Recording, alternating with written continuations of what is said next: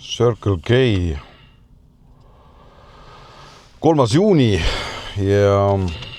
kütuse hind on siis selline nagu postis on 1,679. 1 sendi sain alla ehk siis 1,66,9. Ma ei saa aru sellest pointist, miks tehakse siukest nalja, et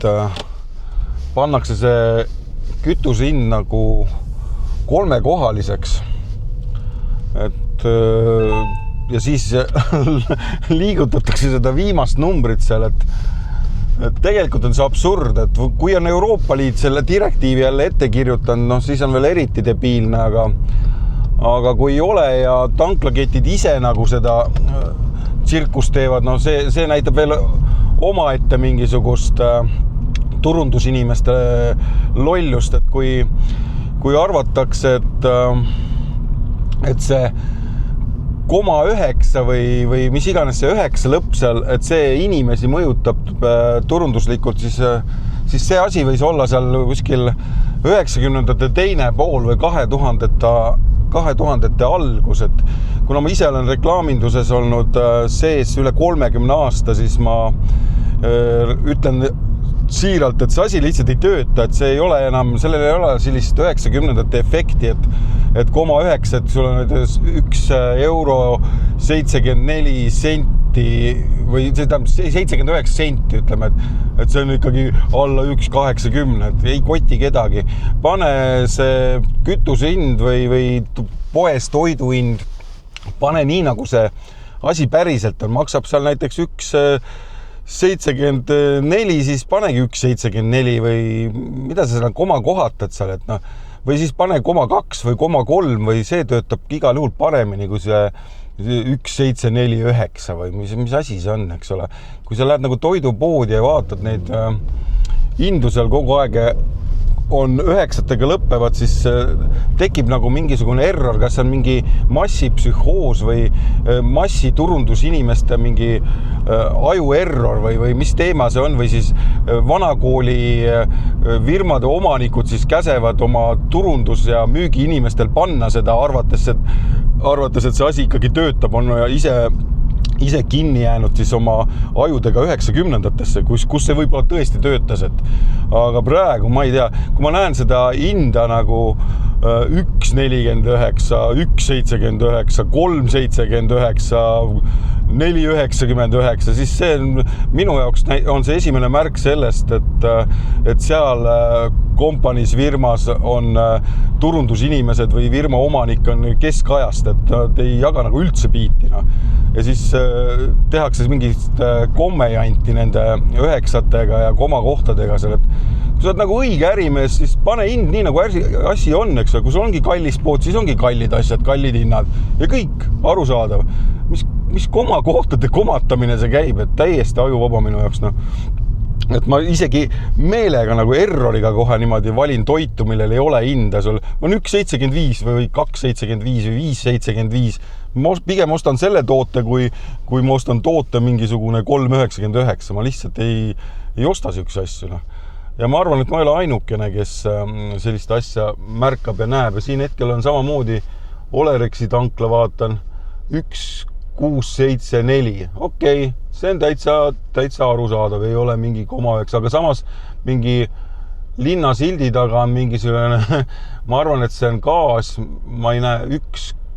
esimene number on peidus, ma näeb mingisugune sildi taha peitu, see on 1,059, mis asi on see 5,9? Korista ära see või pane 6 või mingi. Ja nüüd Circle K siis ütleme Aardlaristi tankla 1,669. Pane 1,66, kõik easy, aju errorite korraldate seal,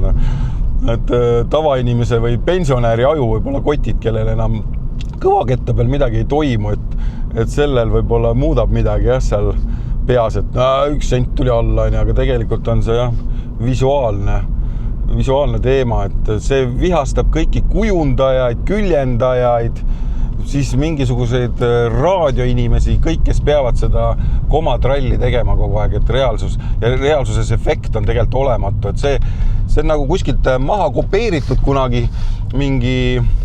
ma ei tea, see ei saa öelda isegi, et nõukaaja pärand, vaid see on pigem mingisuguse, siis kui Eesti riik tuli, siis mingisugune seltskond sai välismaalt esimesi värvilisi Donaldi nätse, turbonätsu ja teksapüksid,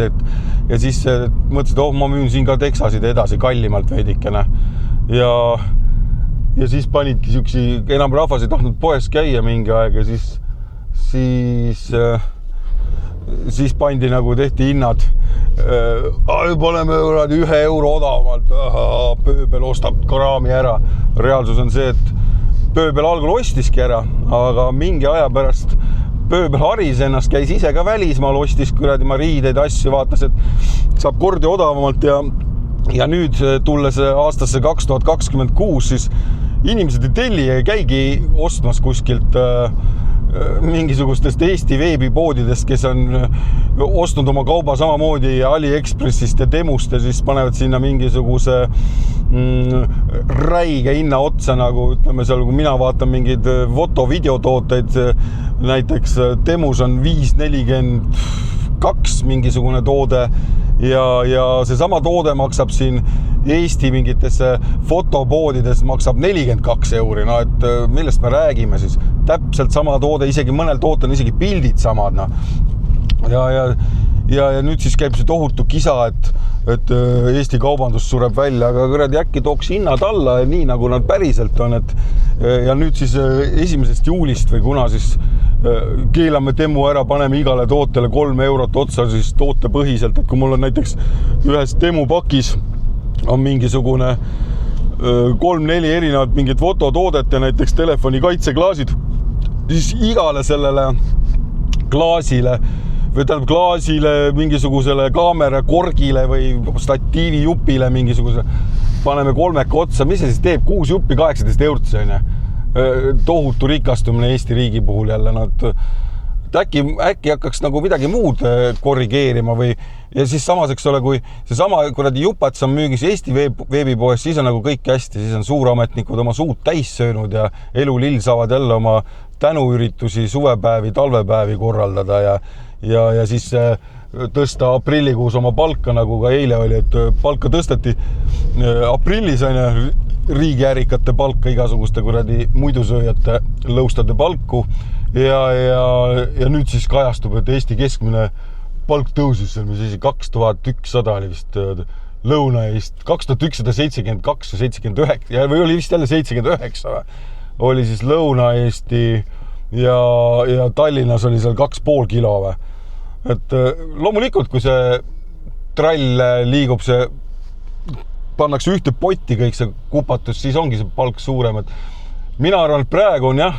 kõige õigem lükke oleks teha ikkagi alampalk tõsta 1000 euroni ja maksuvaba miinimum samuti 1000 euroni, et üldse kuidagi moodi vaesemad inimesed ära elaks, et see naeruväärne, kes üldse praegu alla 1000 euro palka maksab kellegile, et nüüd pange oma firmad üldse kinni või siis ongi see maksuvabastus, et siis on ka see, et mis aitab sellele siis, et firma omanik saabki maksta nagu reaalselt palka selle 1000 inimesele kätte, et ta ei pea hakkama 1000 euro pealt mingeid makse maksma veel, et see on nagu mõnitamine jah, et kõige rohkem ajab jah närvi siuke asi, et kuidamoodi siis nagu meil inimesi ära kuritarvitatakse ja kasutatakse ja nende rumalust ja keegi ei lähe valima ja nii edasi, et mind täitsa huvitab, et kui nüüd tuleb see Riigikogu valimine 2027. aasta kevadel, et keda sinna valitakse siis üldse või mida see padukollane erakond oma sinise oravaga seal välja käib, et mis asjad või mis lõksud siis jälle püsti seatakse, eks ole, et siis rahvast lollitada ja pärast hiljem mõnitada, et ma siiski loodan siiralt, et rahval on nii palju kainet mõistus, et nad ei vali enam seda erakondana ja neid erakondasid, kes on siis selle maksufestivali korraldanud siin Eesti riigis, ja siis käivad ja röögivad, et ära hädalda või et kui sul ei ole panna kõrvale 1000 eurot kuus, siis pane 500 eurot kuus kõrvale. Näita mulle, kes see paneb siin Lõuna-Eestis sulle 500 eurotki kõrvale näpuga. Kui sa ei ole ise riigisektoris või sa ei ole firma omanik või mingisugune korraliku tugeva palga peal olev inimene. Näita tavalisest klassist kedagi, kes paneks mul mingi 5 sotti kuus kõrval. Ma ei tea oma tutvusringkonnast mitte kedagi. Et veidikene nõme on jah, kuidas seda lihtinimest mõnitatakse. Aga mis seal siis ikka, et olen minagi jõudnud sihtkohta ja käin ja teen ja toimetan siin oma asju ning õnnestus siis tänagi veidikene seda kütust odavamalt saada, et peab ju kogu aeg käima passima neid hindasid, et saaks nagu kuidagi hinge sees hoitud, mitte 500 kaupa raha kõrvale panna, nagu meil siin suured ja tähtsad riigihärrad soovitavad. Aga tore, et vaatasid ära selle tänase sükse veitse vinguva postituse, aga vahepeal on vaja vinguda ka ja auru välja lasta ja öelda asju nii, nagu asjad on. Nii et mina igal juhul tänan, et sa siin minu kanali peal oled ja teisi kanaleid võid ka tšekata. Olen olemas siis Instagramis ka ja TikTokis ka. TikTokis vähem aktiivsem, YouTube'is kõige rohkem aktiivsem ja Instagramis on siis niisugune igapäeva